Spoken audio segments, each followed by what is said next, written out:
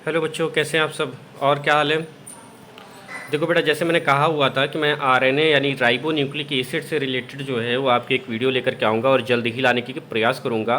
तो भाई ये जो है ये आपका आरएनए वाला वीडियो जो है ये आप सभी के लिए सामने आ चुका है।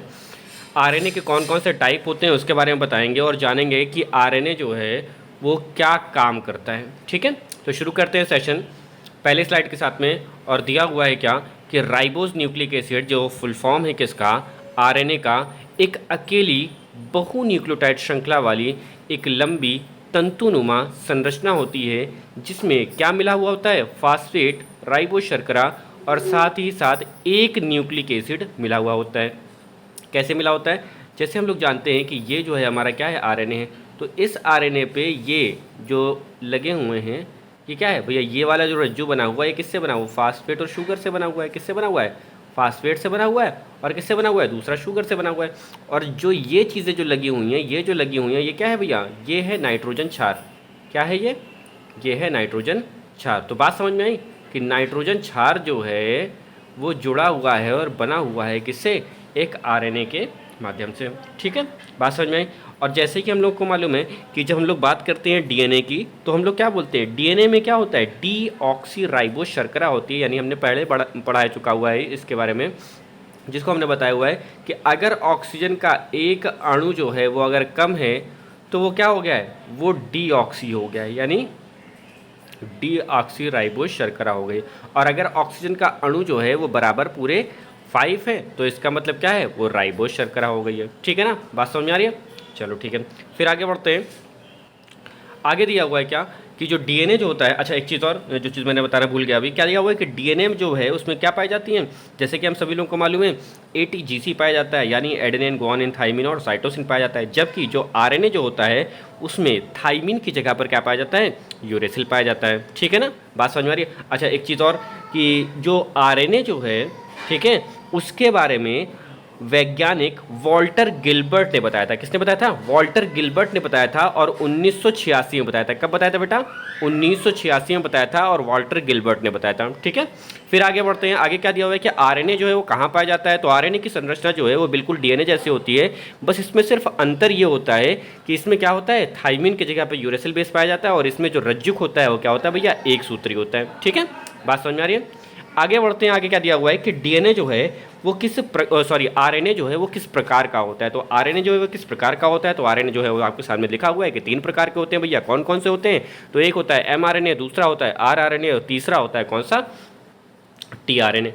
ठीक है, जैसे एमआरएनए इसका मतलब क्या हो गया, यानी मैसेंजर आरएनए की बात हो रही है। किसकी बात हो रही है भाई, मैसेंजर आरएनए की बात हो रही है। और जैकब और मोनार्ड नाम के वैज्ञानिक थे, उन्होंने मैसेंजर आरएनए के बारे में बताया 1961 में। उन्होंने बताया ये कि जो एमआरएनए होता है ना, ये करता क्या है कि किसी भी सूचनाओं को एक जगह से दूसरी जगह ले जाने का काम करता है। ठीक है, समझ लो एक जिस तरह से दूध कहते हैं ना, जिस तरह से क्या नाम है, नारद मुनि साहब थे तो वो क्या थे, वो दूध ही तो थे। वो क्या करते थे कि फलाने भगवान के पास में गए, उनसे कोई काम नहीं हुआ तो उनके पास से जाकर के दूसरे वाले के पास में गए, उनसे सिफारिश करी। तो वो क्या कर रहे थे, वो एक मैसेंजर का काम कर रहे थे। तो इसी तरह से ये जो एमआरएनए है वो भी क्या है, वो भी एक मैसेंजर का काम कर रहा है। ठीक है, बात समझ में आ रही है ना, क्लियर है। इसी तरह से जो अपना अगला आरएनए दिया हुआ है जिसको हम लोग क्या बोलते हैं, राइबोसोमल आरएनए। तो राइबोसोमल आरएनए क्या होता है, यह आरएनए जो है वो स्थायी रूप से व्यवस्थित होता है और कहाँ पाया जाता है, ये राइबोसोम्स में पाया जाता है। कहाँ पाया जाता है बेटा, राइबोसोम्स में पाया जाता है। और अगर बात करते हैं इसकी क्या बोलते हैं, आरआरएनए की, तो लगभग 75% से लेकर के 80% तक जो आरएनए पाया जाता है वो कौन सा आरएनए होता है, तो वो होता है आरआरएनए। ठीक है ना, बात समझ में आ रही है, कौन सा आरएनए होता है, आरआरएनए होता है। ठीक है, और अधिक जानकारी जो है वो इसके लिए नहीं लेनी है। एक्चुअली हम लोग को क्या पढ़ना है, इंटर क्रॉस करना है। ठीक है, हम लोग को अभी नीट नहीं पढ़ना है।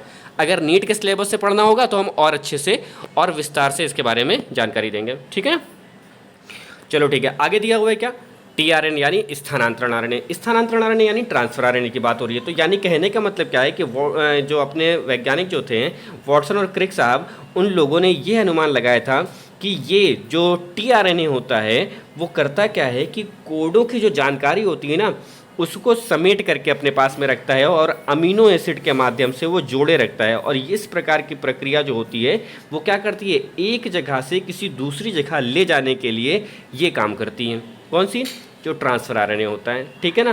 तो यानी कहने का मतलब क्या है कि ट्रांसफर आरएनए की संरचना जो होती है वो बहुत ही अनुकूलित होती है और कोडों को पढ़ने के लिए और उनको इकट्ठा करने का काम जो होता है वो कौन करता है, टीआरएनए करता है। थोड़ा सा आगे बढ़ेंगे, स्लाइड आगे चेंज करते हैं।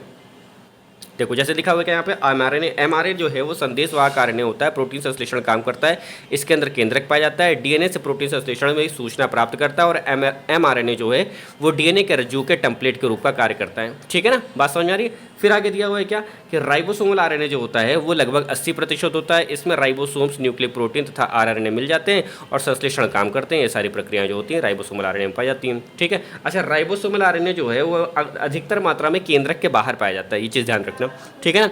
आगे बता रहे हैं कि हम कि जैसे टीआरएनए जो है यानी ट्रांसफर आरएनए की बात कर रहे हैं, तो यह सबसे छोटा आरएनए होता है और राइबोन्यूक्लियोटाइड में पाया जाता है। प्रोटीन के संश्लेषण के समय राइबोसोम्स जो होते हैं ना, उनके स्थल में अमीनो अम्ल का स्थानांतरण करता है, यानी अमीनो अम्ल जो है उसको एक जगह से दूसरी जगह लेकर के जा रहा है, यानी अमीनो अम्ल जा रहे हैं तो इसका मतलब जानकारियां जा रही हैं। तो इसका मतलब क्या हुआ भैया, तो जो जानकारियां जो निकल रही हैं वो जो एक जगह से दूसरी जगह जा रही हैं वो किसके माध्यम से जा रही हैं, तो वो टीआरएनए के माध्यम से जा रही हैं। बात समझ आ गई।